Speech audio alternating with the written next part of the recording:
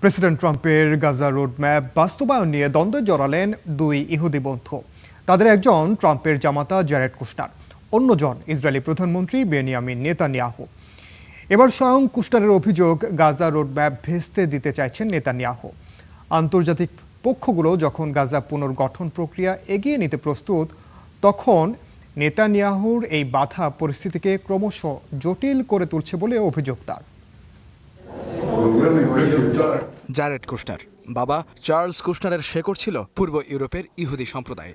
দ্বিতীয় বিশ্বযুদ্ধে নাৎসিদের ইহুদি নিধনের সময় কুশনারের বাবা মা পোল্যান্ড থেকে পালিয়ে যুক্তরাষ্ট্রের নিউ জার্সিতে আশ্রয় নেন।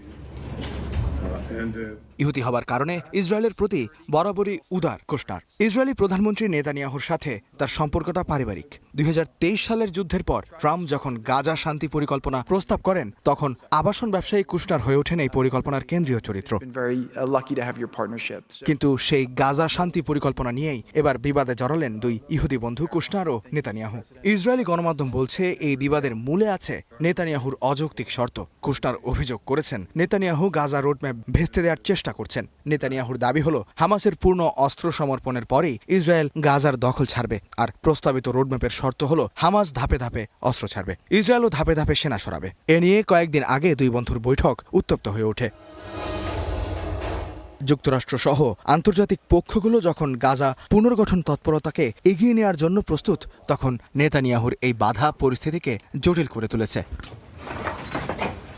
এদিকে গাজা শান্তি পরিকল্পনার প্রথম দফার শর্ত অনুযায়ী ইসরায়েলের জীবিত ও মৃত সব জিম্মি হস্তান্তর করেছে হামাস। কিন্তু গাজা যুদ্ধে নিহত ১৭০০ ফিলিস্তিনির মরদেহ হস্তান্তর করছে না ইসরায়েল। এসব মরদেহ ভবিষ্যতের দর কষাকষির জন্য রেখে দিতে চায় নেতানিয়াহুর সরকার। এদিকে জাতিসংঘ বলছে, ইসরায়েলের অসহযোগিতার কারণে গাজায় দুঃসহ পরিস্থিতি তৈরি হয়েছে। অধিকাংশ মানুষ পানি, স্যানিটেশন ও চিকিৎসা থেকে বঞ্চিত। হাসপাতালে হামলা চালিয়ে বরং মানুষের বেঁচে থাকাকে কঠিন করে তুলেছে Israel. Istihadul Mahmud, star news.